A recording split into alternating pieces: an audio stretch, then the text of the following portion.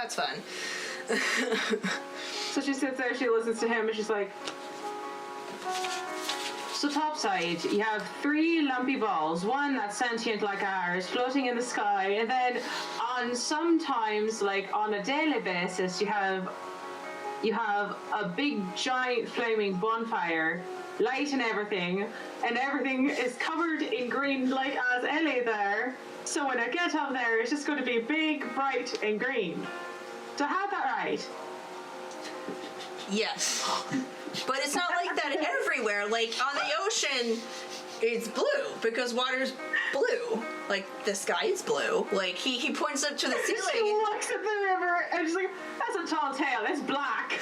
The water's black. Well, when it's outside, and it reflects against the sky, that's blue. The water's blue. You're lying to me.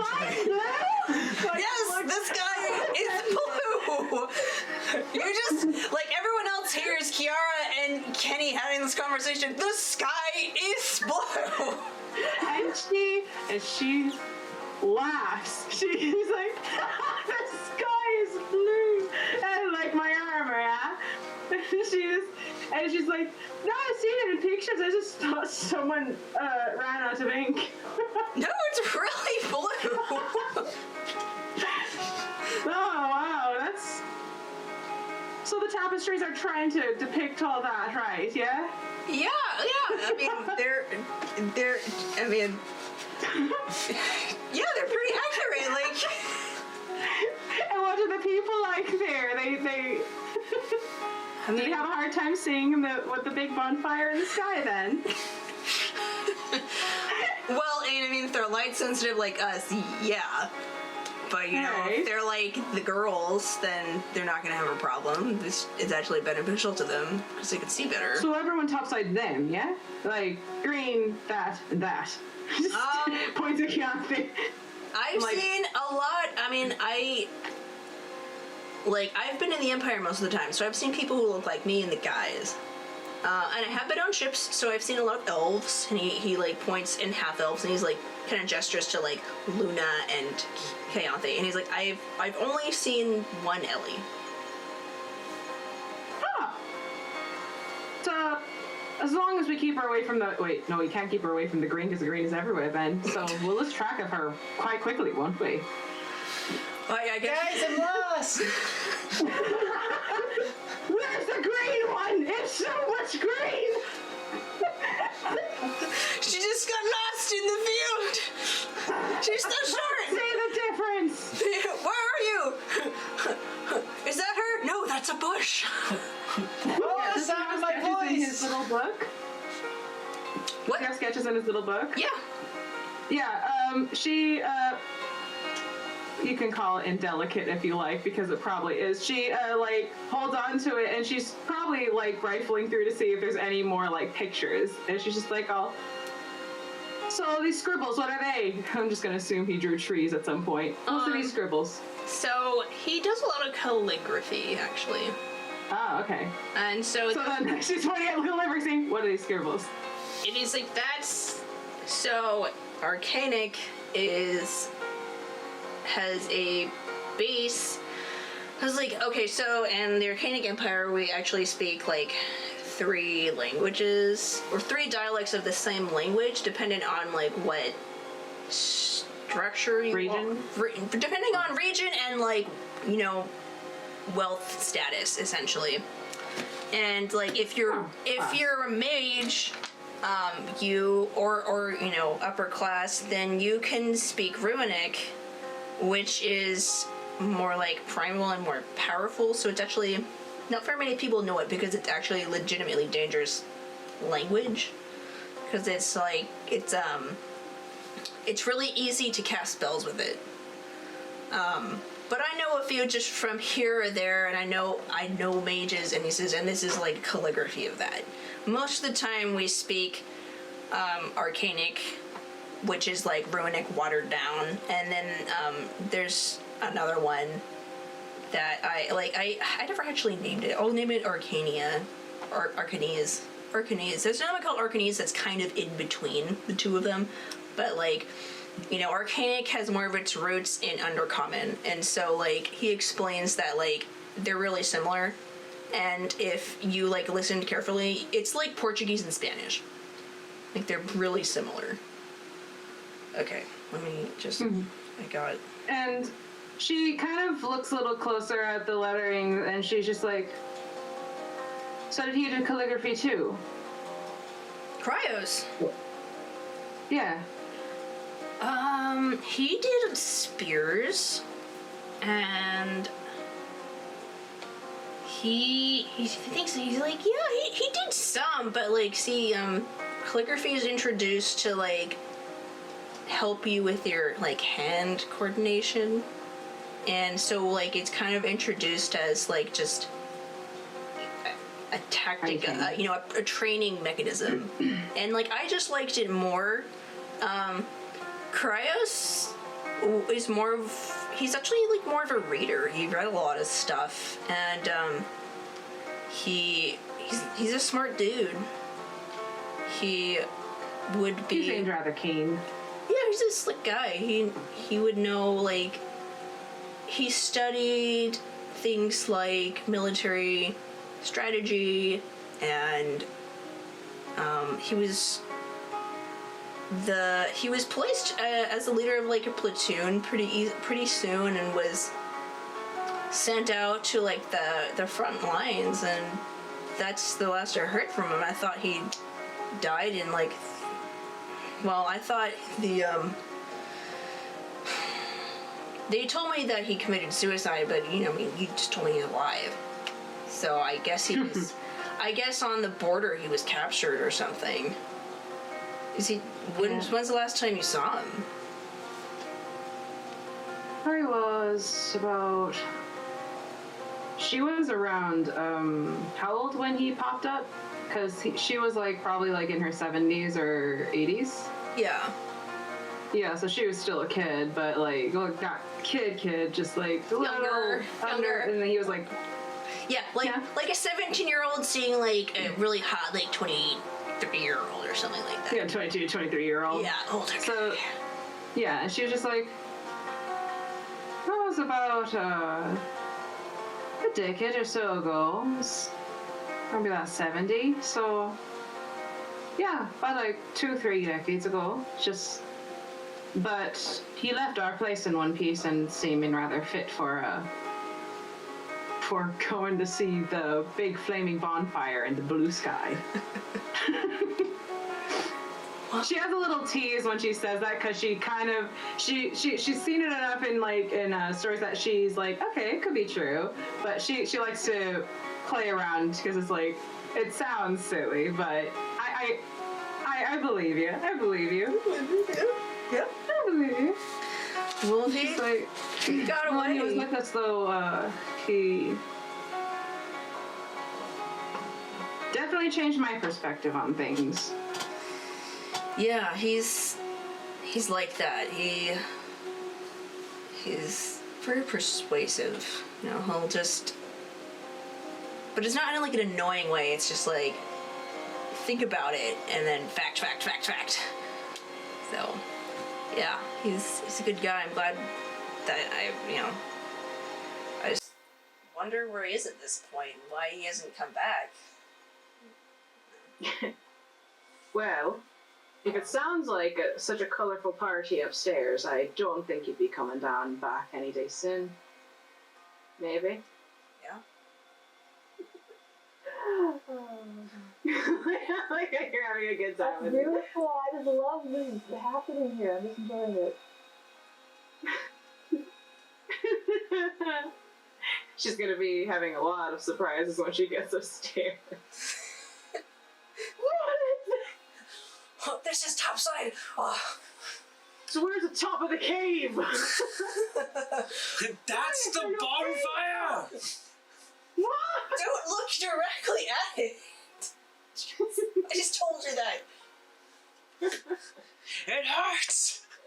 Okay, are you satisfied? Or do you want to talk more?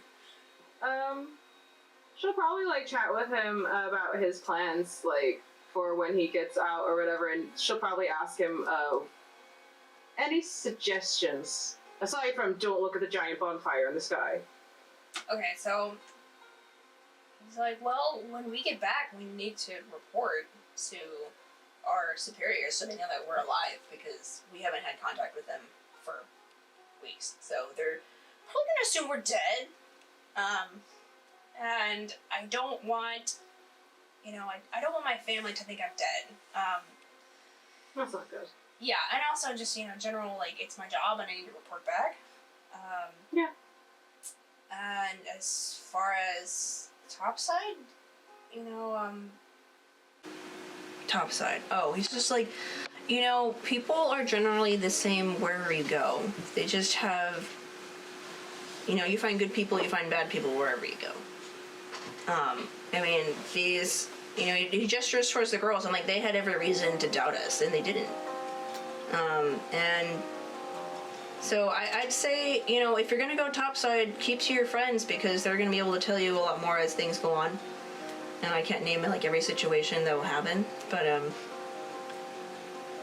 just take it one step at a time, because I feel like it's gonna be a pretty big sensory overload at first. But yeah.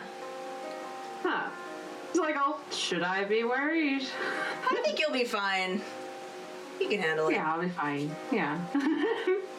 I'll figure it out. Thank you. Yeah, no problem. Okay, so you guys, you'll hang out with him. Okay, we're gonna go to Luna and Ellie and Fairius. Well, I will say it is 10 o'clock. I'm okay going further. I'm okay watching further. I just want to see Luna and Ellie just kind of poke Ferris's cheeks from both sides and be like, hey. Dad, can we go to 7-Eleven? I want to get more Skittles and Slurpees. Oh man, now I want some. Me too. Thank you, Governor Newsom. Alright. No, I don't want that. No, I want But yeah. those. Okay. I'm good going through this conversation, then we can wrap up. Alright. Alright. Okay. So the two of you are he's sitting up. Who's approaching him first? He's not paying attention to you guys. He's in his zone. I'm probably approaching very slowly, and I very much have that that face that SpongeBob has when he asks Squidward if he's feeling it yet. Looking underneath from beneath my eyelids with the corners of my cheeks just pressing against my eyes, and I'm just smiling, and I'm just leaning in closer and closer, and I'm like, did you enjoy the ride? Did you have fun? It's just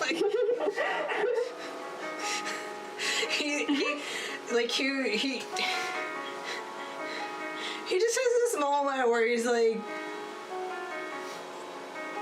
you broke me.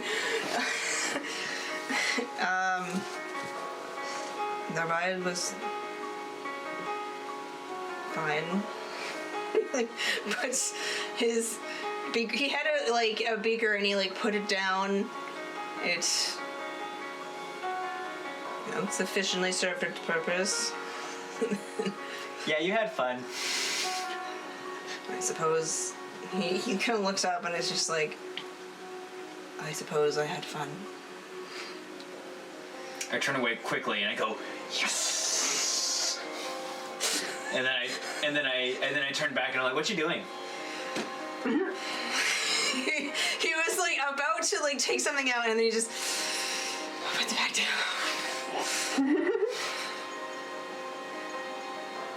I'm making a potion to give to the Durgar. So I don't know if they'll like us. And then he kind of he tries to turn away from you a little bit. I intentionally turned with him to take a closer look at the potion. I'm like, that's really cool. Yeah, you're right. Yeah, it's fine. I have this one. So, like, do you have an interest in alchemy? Well, I've never done it before. I mean, I usually just find plants or herbs and I eat it, and my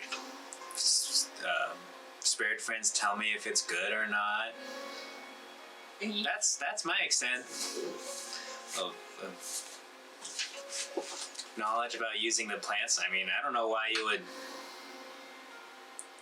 put it into a liquid form. You could just eat it, and then it's that just removes another step, right? Well, if you boil them or prepare them in certain ways, you can make them purposeful for another thing. Like, for example, if I boil these down and, if I boil it down and crush them, then it will make a paste. And if I add these components, then it will make a glue. Whereas it wouldn't be able to do that before if I just ate it. It wouldn't be the right consistency. Yeah, but doesn't everything turn into paste and glue when you eat it? No. Oh. No. No, it really doesn't work that way.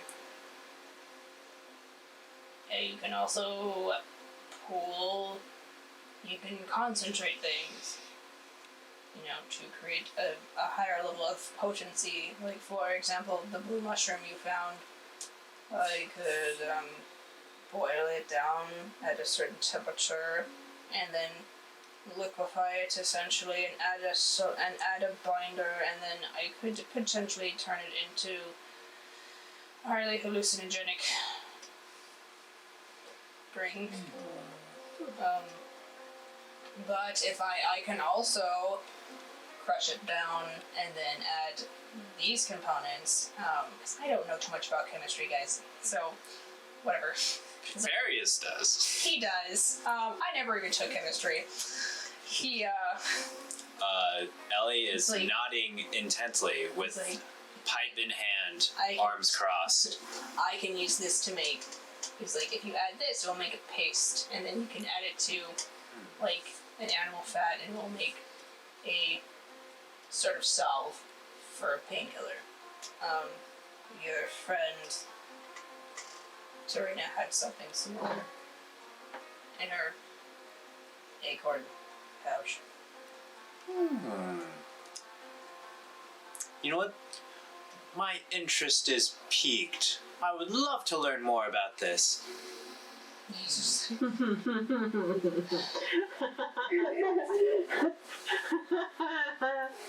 Ellie and I have a lot to learn. Luna's just kind of nearby, pretending that she cares, but like keeping more of a distance while she watches, and she just leans in. You can tell her no.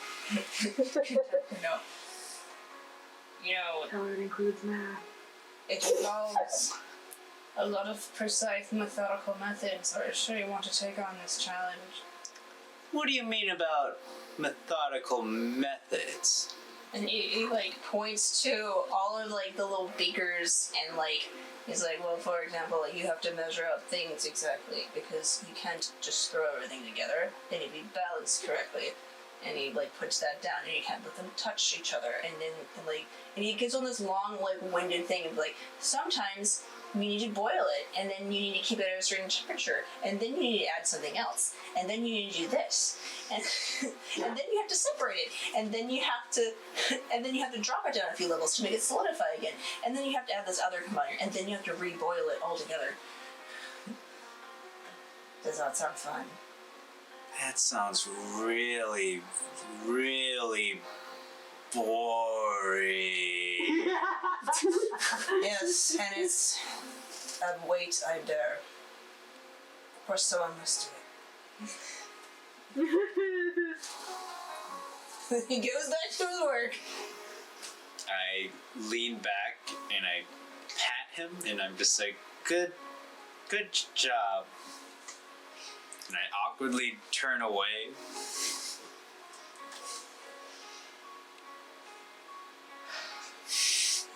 He holds his breath until she's far enough, and then there's this exhale.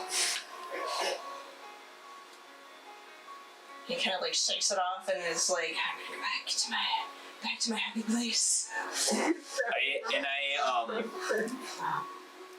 I turn towards Luna because Luna is close by, and I'm like, why is smart stuff so boring? Because you don't know enough about it yet to mentally latch onto it and care. That's a really good answer, actually. Good job. I guess so. I thought it'd be cool because it has plants and stuff. Yeah, it's deceiving. Yeah, Luna's also kind of a little bit in her own head because her grief about Tarina is kind of coming in waves. Yeah. And right now what she's thinking about is how she personally wanted to kill the War Matron, and Tarina did too. They were just outvoted, so the War Matron survived. Mm-hmm. But there were good reasons not to kill the War Matron at the time that they made that decision. Yeah. So she's a little bit torn, but because she lived, then everything happened. Yeah. And so she kind of turns to Fairius and she's like, so Fairius, you don't seem to feel bad about hurting people if you have to, right? No. That's... No. Sometimes it's necessary. What do you think?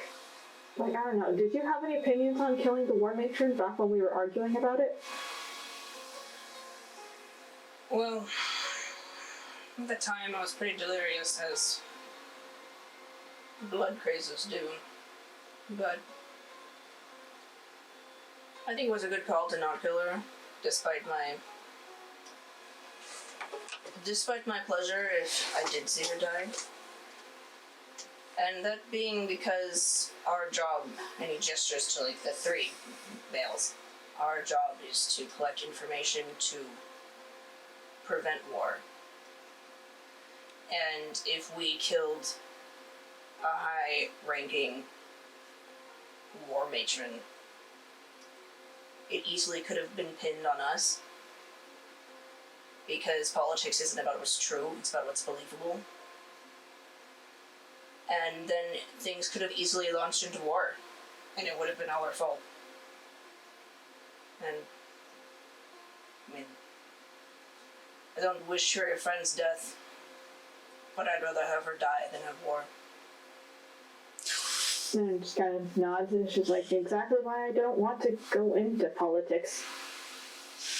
I just don't get how she found us, because she said that, that I melted her armor, but, my boyfriend's into smithing, right? Do you realize how many times I tried to use that spell to be the cool girlfriend to heat up the sword for him so he could hit it and, do something with it, and then it just made it hot, and it didn't do anything? But it's embarrassing. His eyes kind of go wide for a minute, and he's like, well, I do think that we did cover our tracks rather well, and I find it odd she found us. Narte, of all people, he lets out this sigh, pointed out that something was off. And despite my embarrassment, I am loath to admit there probably was someone I overlooked that ratted us out. Honestly, I think it was the cousin. Rio. Why is that? Because Riorik's not the type to... Riorik wanted friends the entire time, right? And he finally got them. Why would he get rid of them? And Deirdre was a woman drowning in her own loneliness.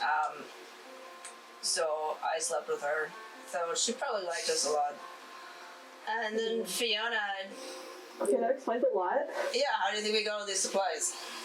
He gestures towards their packs. He's I think I got this kit. Flaunt it, yeah. I think we got this stuff. And logically, Fiona came in the middle of this. She didn't have a say in what's going on. She was just told to go with it. And she had no attachment to us, so she'd have no reason to protect us. She'd only see us as the random people that her family foolishly led into their lives. And I think she ratted us out to to protect her family from. I guess process of elimination would give you that. Yeah, I mean, it could have also been that pretty boy called him, but Colin's not smart enough to do that. yeah. And also, like, that's what we did for Mara, so. Yeah, and Nessa wanted to keep Riori. So it seems counterintuitive to her. Also, she helped us. So, I mean, I suppose Fiona did too, but she was sort of just caught in the middle of everything. But she's the one who had the least amount of information, and the most reasons to doubt us. Yes, it does make sense. Anyway, those are my thoughts.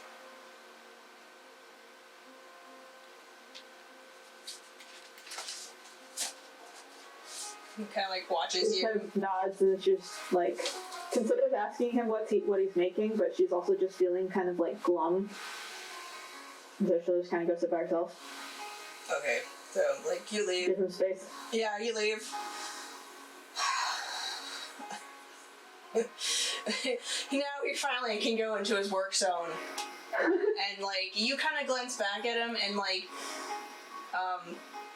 you know the look of someone who is deeply invested in their work and enjoys it, and that's the expression he has. Mm-hmm.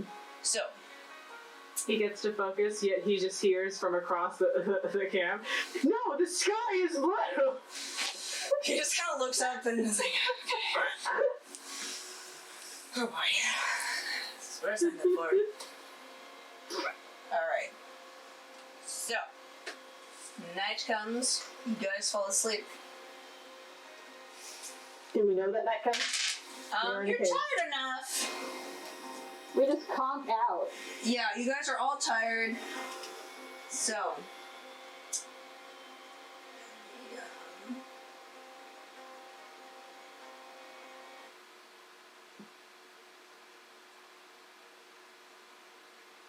Here we go. This is the one I wanted.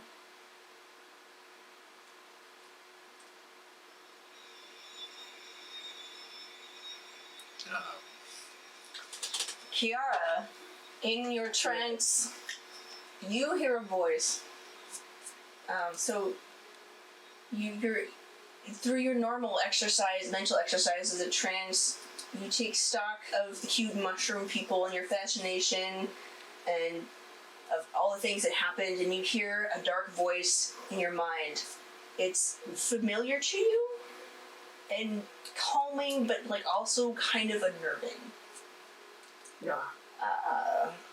Child of my own, welcome to my arms, dear one. You know this is the Dark Mother, Breotract. You are terrified and honored at the same time. Yep. Curious little soul you are. I see you've made new companions. They're of interest to me. Bring them to my tomb, and I'll give you a little glimpse into your past life. No tricks. Just talks. Your mother promises you. And,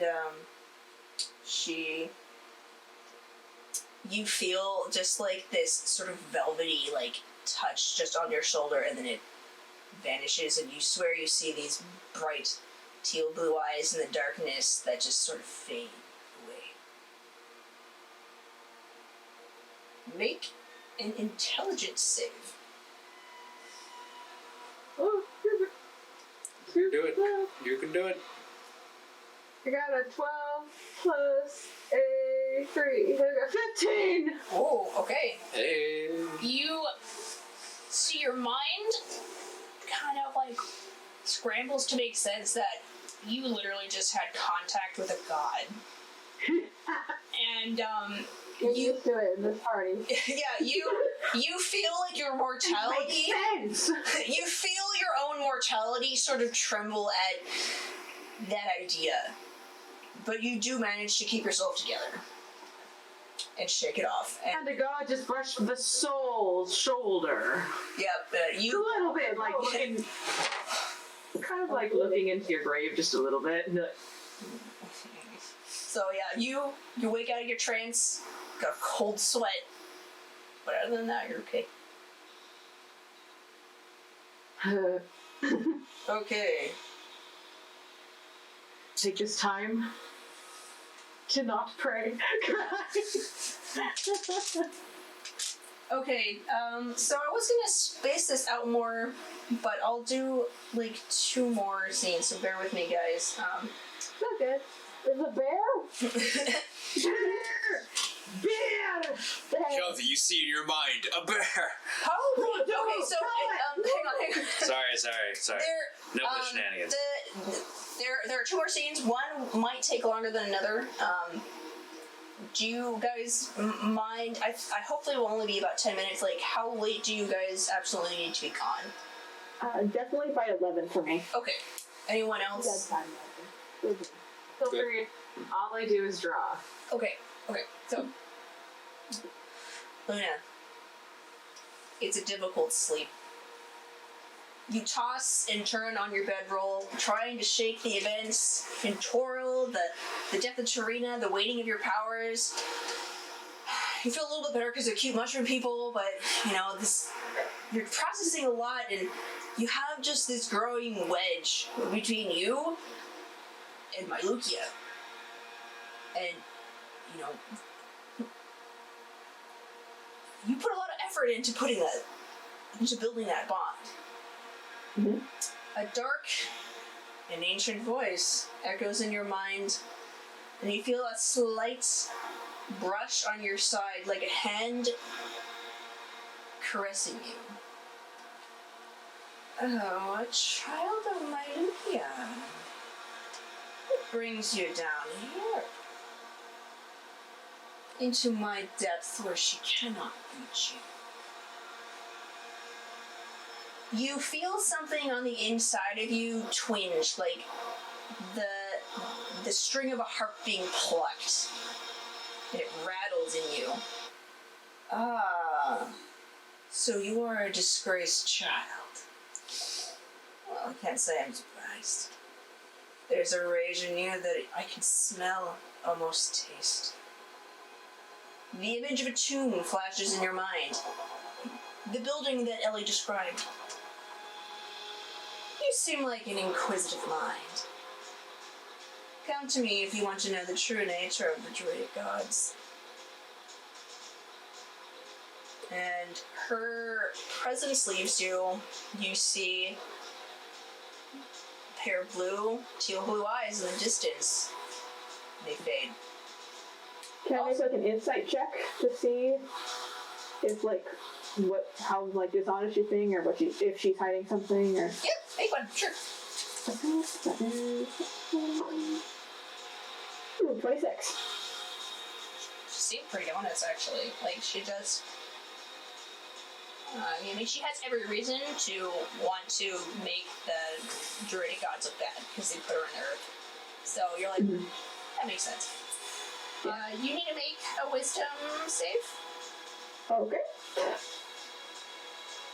Oh, another 26. Okay, yeah.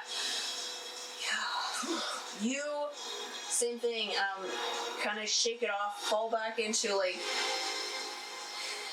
any sort of meditation that you did and are used to, and are able to shake off this encounter with Dee. Also have a cold sweat. This occurs at different times of the night, so when you guys are awake, you don't see the others awake. Okay. And last one. Last one is gonna be Fairius. Keyanthi. You should have gone to 7-Eleven. Wait, You- 7-Eleven? We go to 7-Eleven? Yeah! Keyanthi, you toss and turn in your trance, but you can't seem to find any respite. Ciara-Sirena died in your arms. That is a feeling you just can't shake. You sit up and take a meditative position.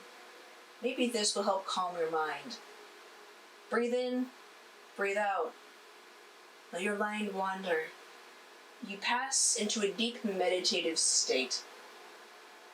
Raheem's words echo in your head. Life is suffering.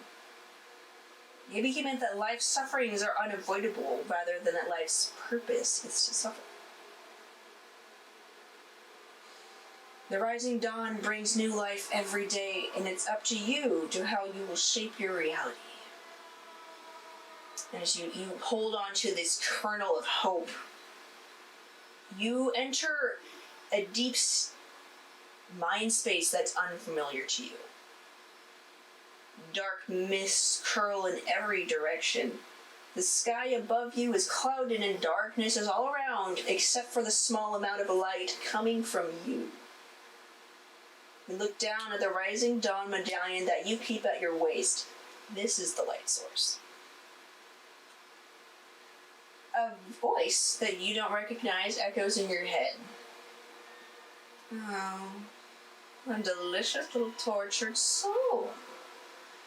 Look how far you've fallen. Such painful memories. Such a shame. Such cowardice. Oh, so delicious to me.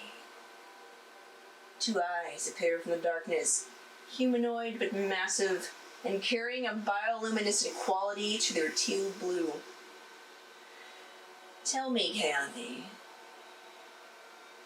You feel something tap at the medallion at your waist. What will you do with no sun? You watch in terror as it is ripped from your belt and bounces away into the darkness. How long do you intend to hide in your light? You blink and your eyes adjust slightly to the darkness. There's a figure in front of you. You're not sure who it is, but it's around the same height and size as you. A blur of speed and whack! Punched in the stomach. The wind is pushed out of you, and you gasp for breath. How long will you cower? What do you do? Another hit goes for your face and impacts your jaw and sends your head reeling. Will you wait idly while your past hunts you? You shake your head.